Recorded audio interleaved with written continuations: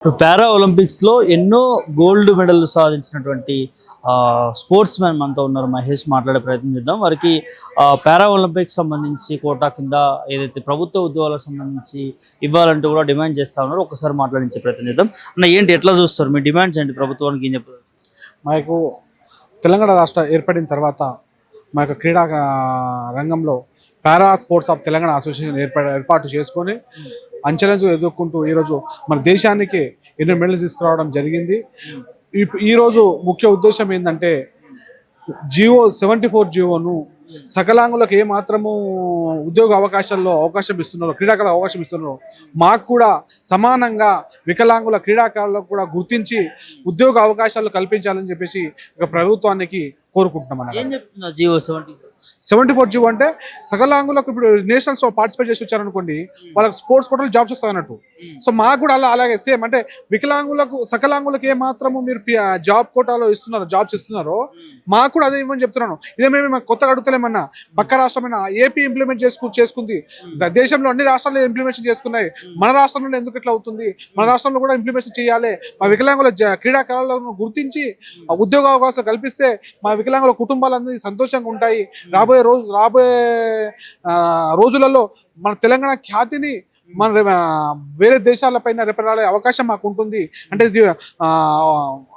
ఉద్యోగ అవకాశాల్లో మాకు అవకాశం ఇస్తే గ్రామ స్థాయిలో ఉన్నటువంటి దివ్యాంగ క్రీడాకారులు కూడా ముందుకొచ్చి స్ఫూర్తి ఉంటుందని చెప్పేసి కోరుకుంటున్నాం అన్నగారు. ఎట్లా చూడొచ్చు, గత ప్రభుత్వం కూడా మీరు ప్రయత్నాలు జరిగాయి.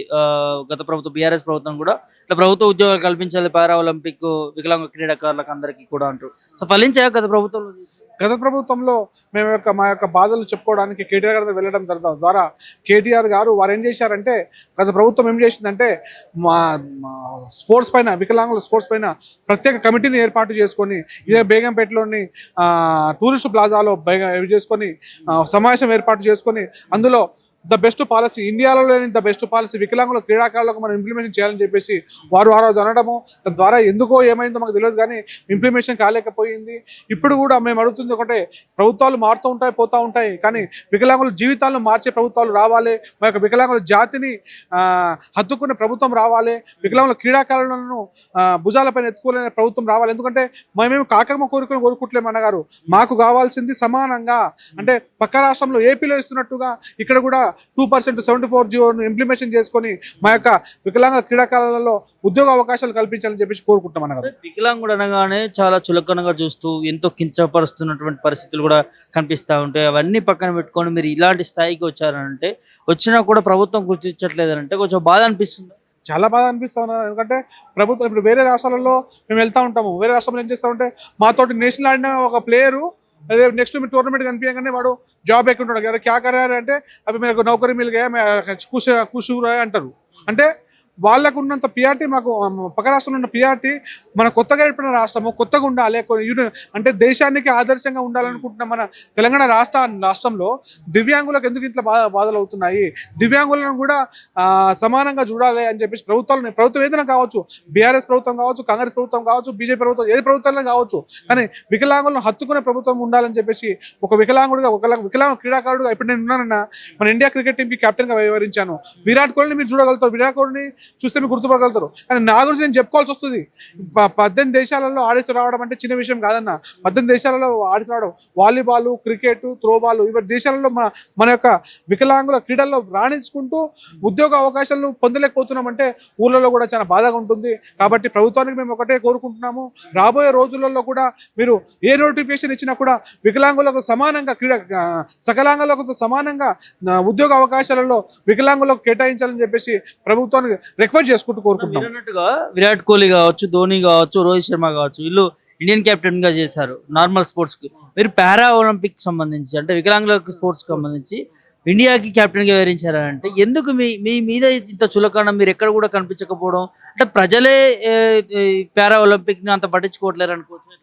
సమాజంలో చూస్తాను అనుకోండి, నేను చేసుకున్న పాపం ఒకటే వికలాంగుడు పుట్టడం. నేను పాపంగా నేను భావించాను, ఎందుకంటే సమాజం అట్లా గుర్తిస్తుంది నాకు. ఎందుకంటే ఒక విరాట్ కోహ్లీకి ఉన్నంత సామర్థ్యం, విరాట్ కోహ్లీ రోహిత్ శర్మకి ఉన్నంత పేరు, అంటే అదే ఇండియా దేశానికి నేను కెప్టెన్గా వ్యవహరించాను, ఇంటర్నేషనల్ ఆర్డర్స్ ఇచ్చాను.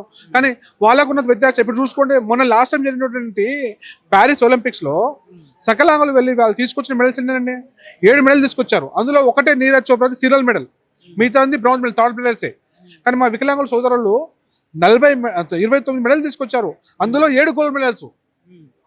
కేంద్ర ప్రభుత్వం గుర్తించి అర్జున్ అవార్డులలో, ఖేల్రత్న అవార్డులలో 32 అవార్డులు ఇస్తే అందులో 27 ఓన్లీ పారా వాళ్ళ హ్యాండిక్యాప్స్కి ఇస్తున్నారు. మరి ప్రభుత్వం ఎందుకు గుర్తు చేయలేకపోతుంది? మన రాష్ట్రం ఎందుకు గుర్తు చేయలేకపోతుంది? మేము కోరుకుంటున్నాం రాబోయే రోజుల్లో ముందు కూడా మా వికలాంగుల జీవితాలు వెలుగు నింపుతారని చెప్పేసి కోరుకుంటున్నాం. లేని ఎడల మా కార్యాచరణ కూడా మేము మొదలు పెడతాము. ఊర్లలో అంటే ఇప్పుడే ఒక 20 మంది వచ్చారని అనుకుంటున్నారు, కానీ 2000 మందితోటి మేము త్వరలో ప్రభుత్వాన్ని కోలుకునేలా చేస్తామన్నారు. కానీ మీరు అన్నట్టుగా వారికి గుర్తింపు ఉంది, మీలాంటి వాళ్ళకి గుర్తింపు లేదు. సో దీనికి కారణం మీరు వికలాంగులుగా అంటే కించపరచడం కాదు, ఇట్లా సమాజం అట్లా చూస్తున్నాను అనుకోవచ్చా? మీరు స్ఫూర్తిగా ఉన్నారు కదా, మిమ్మల్ని ఎందుకు ప్రభుత్వం ఆదర్శంగా చూపించట్లేదు? సమాజానికి కావచ్చు, లేకపోతే తెలంగాణకు కావచ్చు, ప్రజలకు కావచ్చు, వారందరికీ కూడా ఇట్లాంటి స్పోర్ట్స్లో ఇట్లాంటి వికలాంగులు పాల్గొంటే మన దేశానికి, మన రాష్ట్రానికి ఎంతో గౌరవంగా ఉంటుందనే దాని మీద కూడా ప్రభుత్వాలు కూడా దీని మీద ఎందుకు స్పందించట్లేదు? అదే అర్థం కావట్లేదు. ప్రభుత్వం ఎందుకు గుర్తించలేకపోతుంది? ప్రభుత్వాలు ఏ ప్రభుత్వాలను కావచ్చు ఎందుకు కూర్చోలేకపోతున్నాయి? దివ్యాంగ క్రీడాకారులను ఎందుకు కూర్చోలేకపోతున్నాయి? ఒక వికలాంగులు ఉండిపోవాలా, ఇంటికాడ ఉండిపోవాలన్నా, బయటికి రావద్దా?